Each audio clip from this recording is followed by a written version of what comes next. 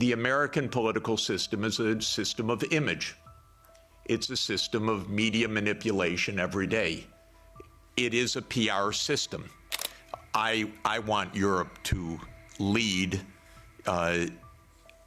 sustainable development, climate transformation, global decency. I believe if the world looked more like Europe, it'd be a happier, more peaceful, safer world. You know, when the world talks about great powers right now, they talk about US, Russia, China. I include India. And I really want to include Europe. And I really want to include Africa as an African Union. And I want that to happen. But you'll notice on the list, Europe doesn't show up right now. And this is because there is no European foreign policy. Finlandization, to my mind, has a very positive connotation. So does Austrianization. Austria, 1955, signed its neutrality. The Soviet army left. And Austria is a wonderful place, by the way. Absolutely wonderful. And so this is basic how to avoid conflict. If the United States had any sense at all, it would have left these countries as a neutral space in between the U.S. military and Russia. But that's where the U.S. lost it.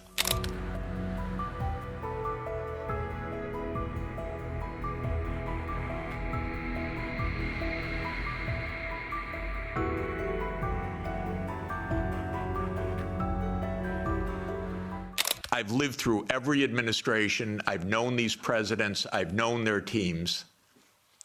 Nothing changed much from Clinton to Bush to Obama to Trump 1 to Biden. Maybe they got worse step by step. Biden was the worst in my view. Maybe also because he was not compos mentis for the last couple of years. And I say that seriously, not as a snarky remark. The American political system is a system of image. It's a system of media manipulation every day. It is a PR system.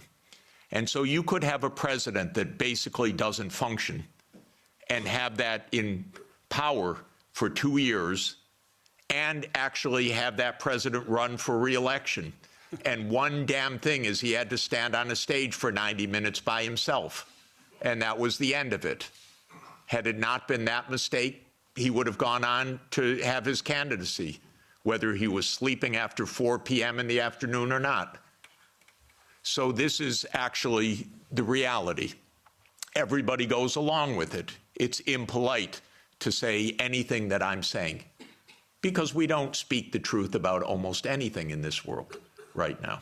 Of course, you don't yet have a constitution for Europe which really underpins a European foreign policy. And it can't be by unanimity. There has to be a structure in which Europe can speak as Europe, even with some dissent, but with a European policy. I don't want to oversimplify how to get there exactly, but even with the structures you have, you could do a lot better with negotiating directly.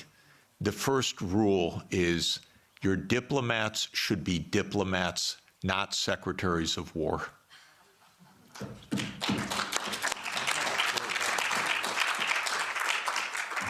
Honestly, that would go halfway, at least, to where you want to go. A diplomat is a very special kind of talent. A diplomat is trained to sit together with the other side and to listen, to shake hands, to smile, and to be pleasant. It's very hard. It's a skill. It's training. It's a profession. It's not a game. You need that kind of diplomacy. I'm sorry, we are not hearing anything like that.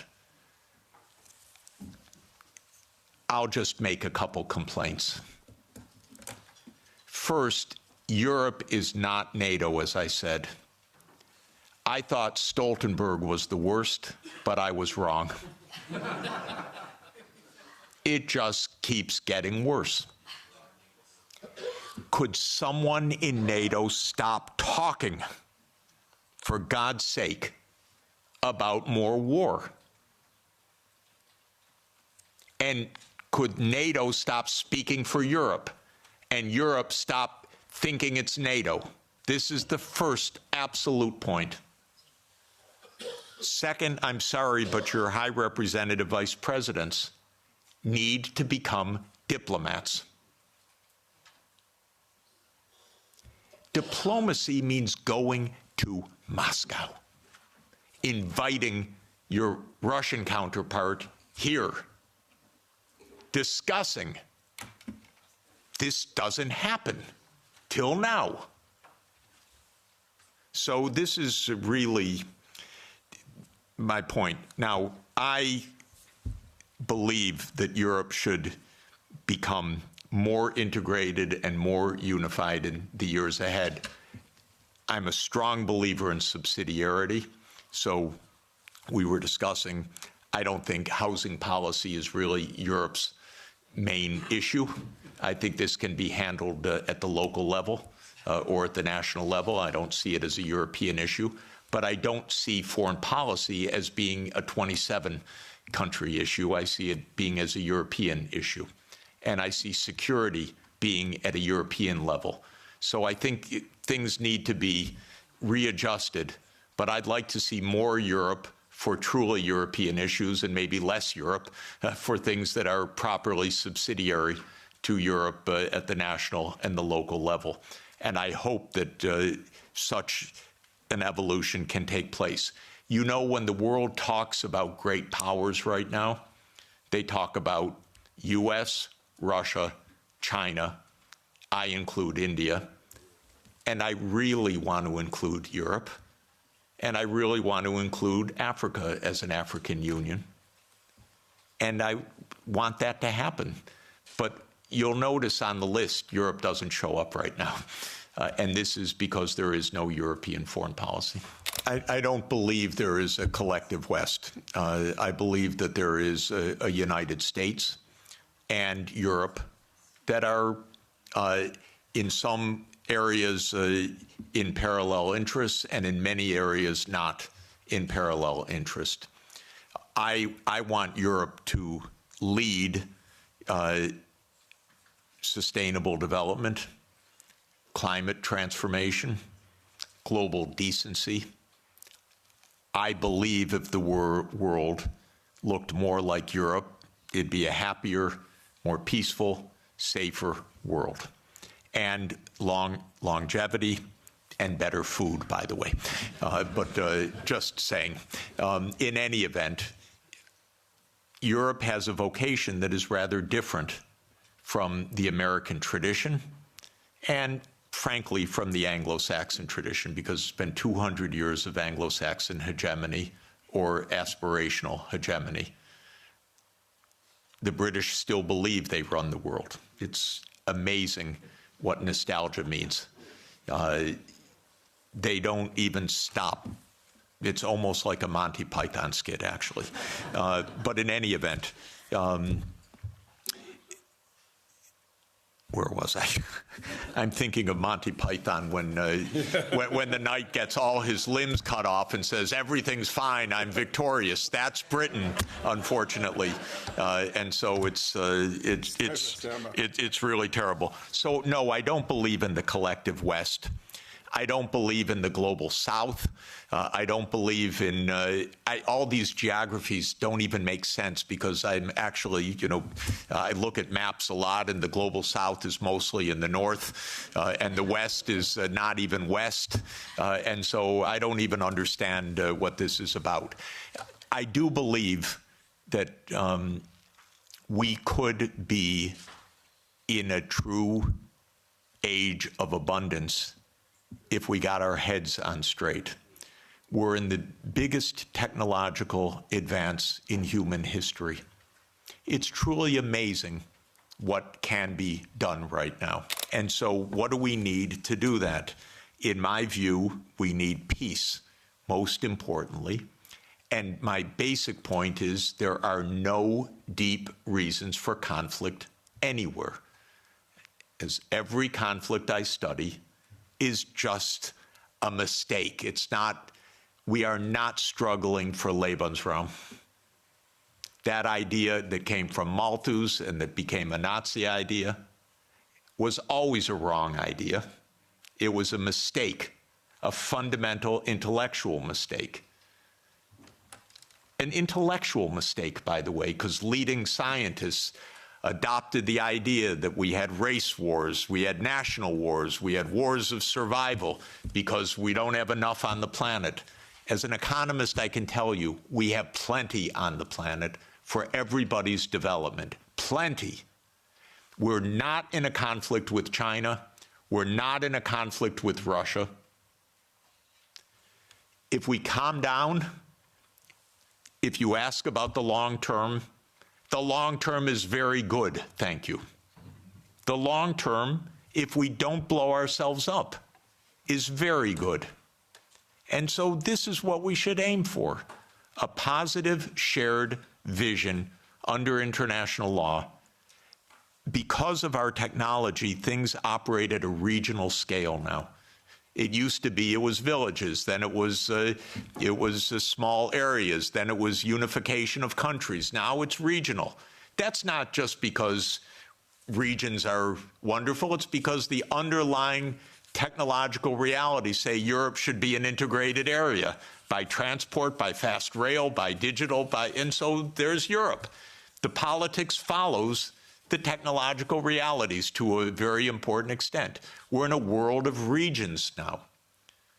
So Europe should be Europe with subsidiarity. Don't lose all of the wonderful, wonderful national and local elements. But Europe should be Europe. So the good side is, I want Europe to have diplomacy, for example, with ASEAN. I spend a lot of time with the ASEAN countries. If the EU Green Deal, wonderful idea. I said many years ago, okay, to the ASEAN leaders, make an ASEAN Green Deal, and then talk with the Europeans so that you have this wonderful relationship, trade, investment, technology. So last year they announced an ASEAN Green Deal. What did Europe do about it? Nothing. It said, sorry, we're in the Ukraine war, thank you. No interest. So this is my point. The prospects are very positive if we construct the peace.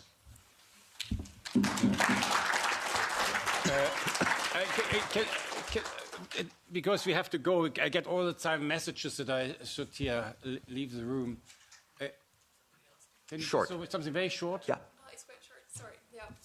Thank you a lot for the lecture. I wanted to ask, do you think way out of the conflict is some sort of style of Finlandization? And then also, do you think is that the way you would have liked to see, for example, Finland and Sweden's NATO process that do you think that a way out of the conflict is some kind of style of Finlandization? And then, is that what you would have? Is that what you would have liked to see in, Sweden and Finland's foreign policy, as an example? Is that instead of them becoming members of NATO, is that the way that you would have liked to see these countries handle their foreign policy? And do you think that these countries that border Russia should just kind of succumb to their fate? That we can't provoke Russia. This is the way we have to live. And then, very good. Excellent question. And let me just report one part about Finlandization. Finlandization landed Finland #1 in the World Happiness Report year after year. Rich, successful, happy, and secure. That's pre-NATO. So Finlandization was a wonderful thing. #1 in the world. When Sweden and Finland and Austria were neutral. Bravo. smart. When Ukraine was neutral, smart. If you have two superpowers, keep them apart a little bit. You don't have to be right with your nose up against each other, especially if one of them, the U.S., is pushing its nose into the other one. And so Finlandization, to my mind, has a very positive connotation. So does Austrianization. Austria, in 1955, signed its neutrality. The Soviet army left, and Austria is a wonderful place, by the way, absolutely wonderful. And so this is basic how to avoid conflict. If the United States had any sense at all, it would have left these countries as a neutral space in between the U.S. military and Russia. But that's where the U.S. lost it.